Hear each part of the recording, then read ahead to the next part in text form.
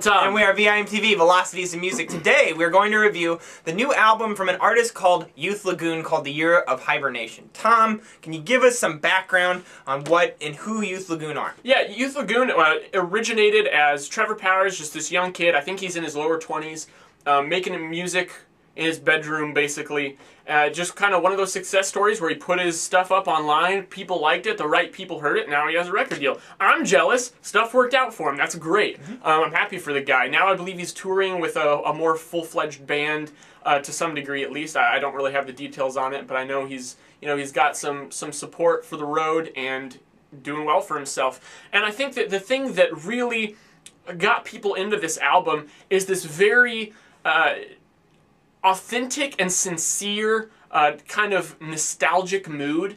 He sings a lot, and I mean the band is called Youth Lagoon, and it's a very good name. It's a perfect name for it. it. It's got this very kind of romantic, but not as in like relationship romantic. I mean just kind of I don't know what word I'm looking for. It's just so it brings you back. It brings you back to your childhood, and it's a very good feeling when you listen to it. The sound, I would compare it very much to like Memory Tapes and Beach House. Right. Because it's almost a perfect mix. Yeah, because you've got some of those like not quite electronic beats, but you know they're not like real drums. Right. They're very well placed and well written compositions in there, and the way they work with like real guitar, which is what reminds me a lot of Beach House. Right. But then you have the very filtered and in the background vocals that calls Memory Tapes to mind a little more. And the vocals are falsetto vocals. Yeah. And they deal, and one of my favorite aspects about it is that they're very muffled.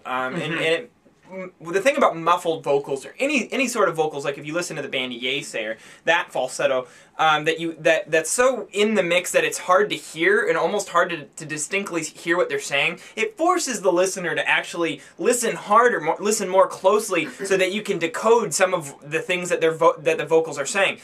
On top of that, what that leads you to is hearing more of what is going on in the sonic mix as far as the instrumentation. Yeah, I totally agree with that. And basically, like, the way the songs come together is really cool too, because they build.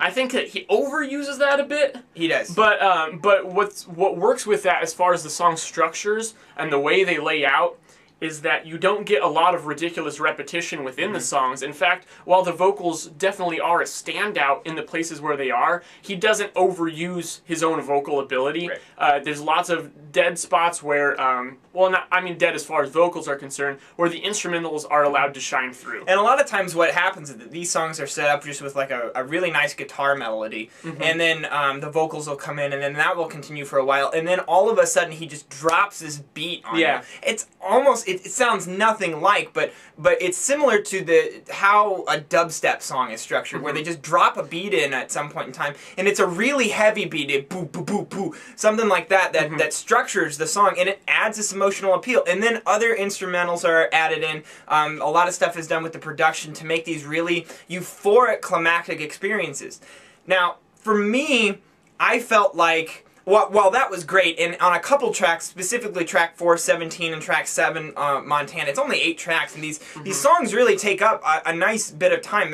They're a little bit longer in length than your average track out there, even for indie music that goes into longer tracks. But it's a nice length album, I feel like, so 8 tracks I felt was manageable. However, each of these 8 tracks are structured very similarly. And to me, it just screams formula. This kid came up with a formula that he really liked, and let me just say this. I'm all about finding a formula that you like, that works. If a formula is successful in anything in life, but even specifically here in this context, music, then it works. You should use it, okay? Look at the Green Bay Packers. Clearly, they have a good formula going right now, so why should music be any different? You had to slip that in. I had to. Now, but here's the deal with this particular album is that this formula is used on every track, so I feel like it kind of wears thin, and it actually dilutes the power of these songs if you're listening to this straight through. If you're listening to this on a Genius mix on your iTunes library or in Pandora, these songs are going to be moving as hell. Because every single track on this album, I believe, is very good. Right. But when you combine them, to me it starts to get stale around like track 5 or 6, and I'm still digging these songs, but I feel like I've already heard it. Well, and the problem is after track 3 and 4, which are fantastic, tracks 5 and 6 just aren't going to be quite, even if they're good, they're not going to be quite as good. What happens is because of the formula, there's an inherent track disparity because some of the tracks are going to shine, and even the other good tracks won't shine as much as those. That's an issue with when you're talking about the concept that we talk about all the time of albumization.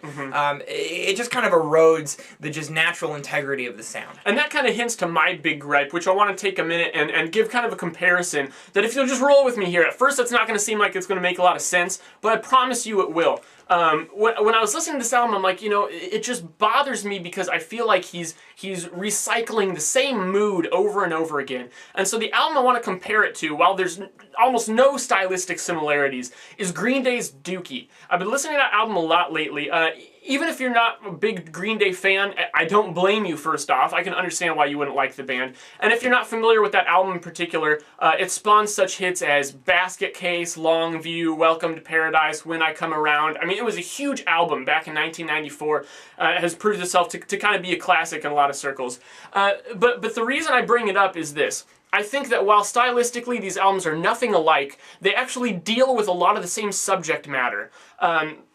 Green Day, it's all about growing up, that album is. It's all about that transitional phase, learning about yourself. It deals with subjects like confusion, boredom, some kind of like hysteria, some hysterical type things, anger, rebellion, and to just plain old fun also. It deals with all those, and it's able to do that with just pretty much the same instrumental setup, power chords on a guitar, bass and drums, and vocals obviously. And even a lot of the same songs, a lot of the songs have the same energy level, similar tempo. I mean, there's barely even an acoustic track until you get to the first half of the very last song on the album.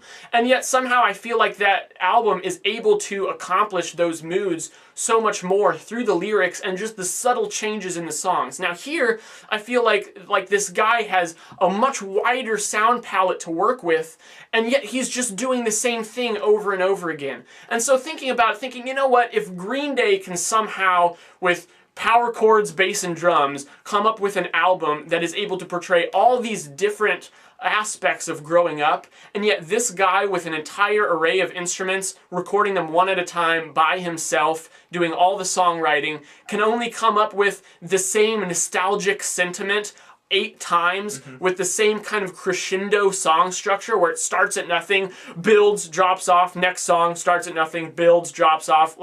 It's a little inexcusable to me.